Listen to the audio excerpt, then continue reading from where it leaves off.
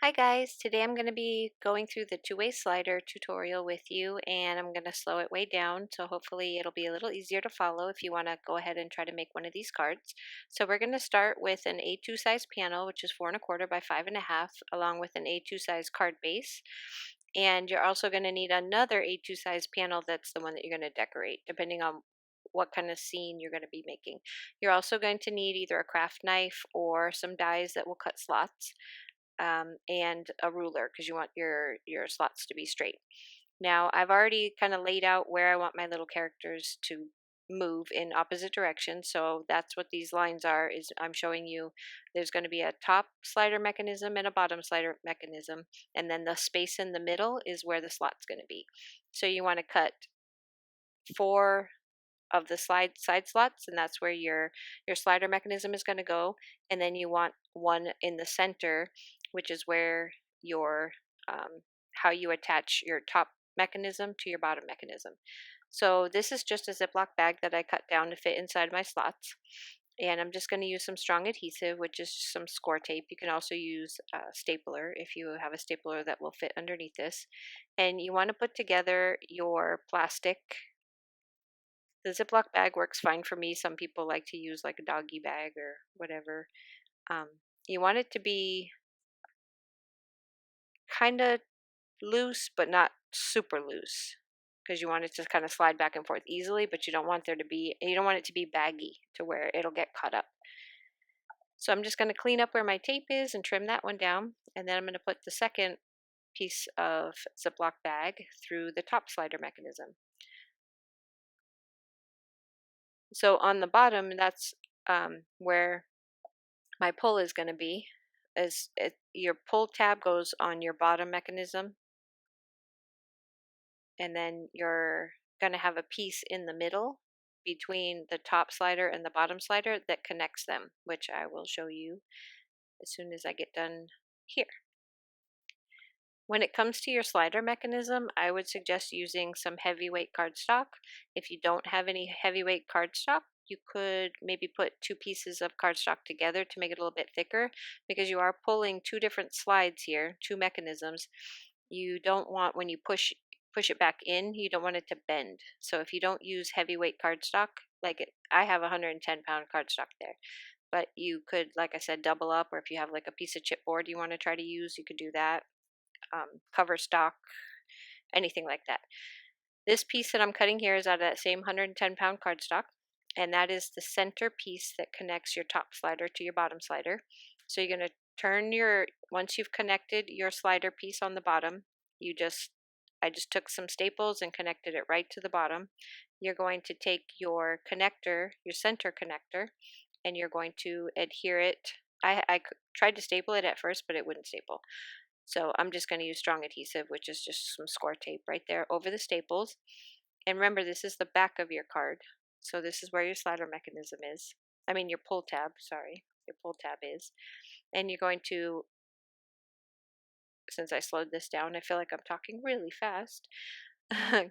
You're just going to attach your connector for your top and bottom slider piece on the back. And then you're going to flip your card over, and you're going to just attach it to the front. So that's what that slot is for in between, is so that you can put your pull mechanism through the slot from the bottom to the top, and that's how you move your top piece and your bottom piece at the same time, but in different directions. So it's important that you go from the back through the slot to the front, and that's how they move in opposite directions. So see, when you pull the tab, they move, one moves one way and the other moves the other way. At first, the first few times that you pull it back and forth, and before you put your guides on around your pull tab, it's going to be a little tight. But the more you slide it back and forth and loosen it up, the easier it will go. And it helps if your pull tab is being pulled straight and not at an angle. So that's why we're going to put the guides on either side of the pull tab, which I used fun foam, just some scrap pieces of fun foam that I have laying around, and I cut it into strips, and I'm going to put it on either side of the pull tab. So that way when you pull it, after you have the card completely together, it can only stay in its own chamber. It can't slide around. And that makes it much easier to make sure that your slider mechanism works every time. So I'm just going to place one on the bottom of the pull tab and one on the top of the pull tab, and then another small piece. Not that it needs it, because you can't slide it any further than the middle slot will allow, but just to help with holding up your next layer, because this right here is going to be covered in fun foam, because this is what attaches to your card base. So the back of your slider mechanism is going to have fun foam, but there's certain places you can't put it, because you have to make sure that your all of your sliders can slide back and forth freely. So you'll see when I get to covering all of the sides of the cards with the fun foam that you'll see where you shouldn't put any fun foam. And I do use fun foam because I'm trying to keep it somewhat, it's a little bit thinner. So, and I want it to be kind of thin, because you're going to have to put 2 layers of fun foam between the 2 different A2 size panels that you're going to create. So you'll see. Anyway, I'm just going to put that last piece on, and then I'm going to work on the front. So now I'm going to cut down my pull tab and actually turn it into a pull tab. And I'm just going to take my little corner chomper, and I'm going to chop off the corners of the tab. And I'm going to use just a black jelly roll pen and write pull on the tab. It's pretty simple. And this pretty much is, the mechanism is pretty much done, other than showing you where to place your acetate pieces that hold your characters that you're going to be pulling, and just keep working the mechanism until it loosens up a little bit. That's pretty much all there is to your card. So here's my panel. I just made a Pac Man grid, kind of a part of a Pac Man grid, using an embossing pen and some embossing powder, which I got all over the place. You can see little speckles everywhere. And this is, I'm just kind of laying out where my characters are going to go. And now you're going to cut off the bottom. Oh, wait, first I'll show you your pieces to hold up your characters. So this is just acetate, and I have 3 characters that I'm going to be holding up. So just showing you where they're going to go. So I want 2 of them. The little Pac Man is going to be chasing the ghost. So when I pull the tab, they're going to move from the left to the right. So just using some strong adhesive and attaching the acetate directly to the slider, the plastic bag. And then you will eventually, as this is just placement right now, you will attach your characters to that. So now I'm going to be cutting, so I'm going to make a mark where I want my characters to be floating on top of. So I'm just going to use my little trimmer, and I'm just going to cut that straight. On my other card that I did, this would have been the hill. That hill section where the little characters were walking and there was a hill. This is basically it. So now you're going to pop that up using fun foam again. So this is where your second layer of fun foam is coming, which is why you don't want to use thick foam adhesive, or else you're going to have a very thick card by the time you're done.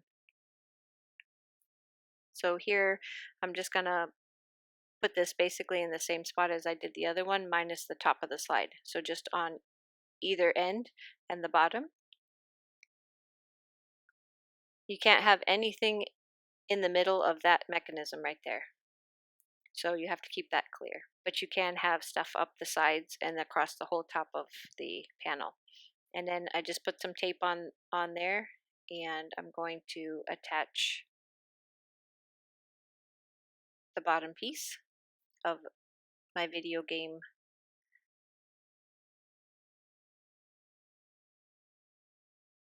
And this is where the top is going to go. So now I have to figure out where my top piece is going to my little top character is going to slide back and forth. So I'm basically just measuring out where I want my other ghost to go. And I'm just going to take my craft knife and my ruler, and I'm going to just cut a slit. So it's not even like it's just a slit that you can barely even see. And I had to make a little mark where it was going to be. And then just going to cut that with my ruler, trying to make it as straight as possible.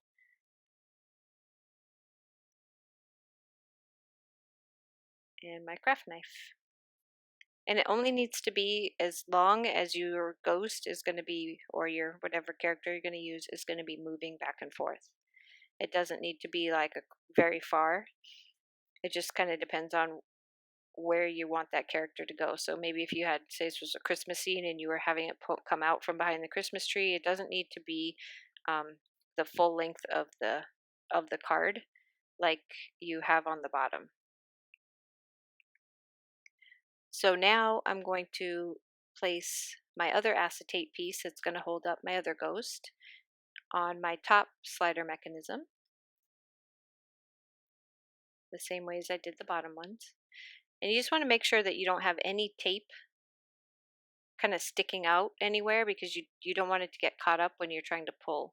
And that's basically how this card is going to go together. So now I'm just going to place the fun foam all over, except for in the middle of the two slider mechanisms. And I also took some foam dimensionals, and attached them to the bottom sliders, just to kind of help prop them up a little bit. So when you pull, it just helps them slide. I left the sticky back on, so it's that slick sticky back stuff. And you don't have to do this. If it slides back and forth without them, then I wouldn't worry about it. I ended up taking it off of the little Pac Man pumpkin one. I did leave it on the ghost though, because it just helped them slide back and forth a little bit better once I started placing all of my decorations on my card. So now I'm going to start. What did I do now? I think I just start putting on my fun foam and a little bit of glue. I'm going to use glue on the bottom because I don't have any tape. You don't want to glue that. I started to, and then I realized, no, don't glue that, or else your slider isn't going to be able to move. And then I put tape everywhere else and on the fun foam, and now I'm going to adhere it to my card base. And once you have it attached to your card base, which if I had black fun foam, this would have been so much better, but I didn't. So um, it is what it is. It's still adorable. So I'm just going to trim off that bottom where it's kind of, my card base is hanging over underneath a little bit. And then I'll start to decorate the card.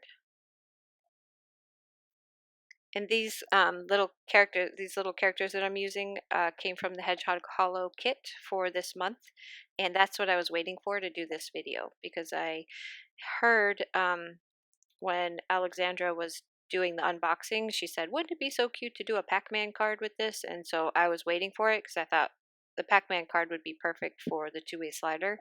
So sorry it took so long to get this video out, but that's what I was waiting for, that kit to come. And it is here, and these are the little ghosts, and they totally look like the little Pac Man ghosts, just like she said. So this one's for you, Alexandra.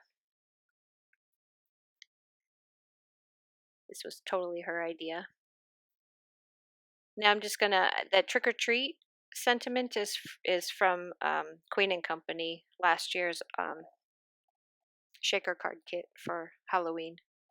It just happened to fit perfectly, and if you ever played Pac Man, you know there's like that little area in the middle where the little ghosts go to get their skins back. And so I wanted to put a sentiment on that little area. I also made some eyes using some other. This month's kit came with the Nuvo crystal drops, white and black, and so I made some little googly eyes, just like in the game when Pac-Man eats the ghost, the little eyes go back to that little where the trick or treat is to get a new skin. So I made some googly eyes with the Nuvo drops, and there's also power ups. in the game. When you're going around, you can hit the power-ups and become invincible to the ghosts. And so these little candy pieces came in the Simon Says stamp Halloween kit, and I thought they would make cute power-ups, and so I placed them around the card. And that's all I think I do on the video. The rest of the decorating was done after because I had to wait for the Nuvo drops to dry and then place the black dots on top of the white ones. So I have some extra eyes because I just kept making them. So I thought, oh, this is fun. So I made a bunch of big ones and a couple small sets of eyes. I'm also going to um, do a sentiment. The stamp set came with a sentiment that says "Too cute to spook." So I also on black cardstock, white heat embossed the "Too cute" and "To spook," and I cut them in half. And the "Too cute" is on the outside right there under the ghost and the Pac Man. There it is. And this is the finished card, googly eyes and all. I also got some boos, and those were also from that stamp set. And there's the inside of the card. And here's the pulling. See, the more you pull back and forth, the easier it gets. But it's pretty easy if you use flimsy cardstock for your pull tab. When you're pushing it back in, it'll bend on you if you don't have a good at least 110-pound or doubled up cardstock. And this is the completed card. I hope this tutorial is much easier than the last one to follow. If it's not, just let me know. I'm so sorry if I'm rambly. I just don't know how to explain it any better than that. Thank you so much for stopping by. I really do appreciate it. Leave some comments if you have any questions. I will answer them, and I will see you again on the next video. Bye-bye.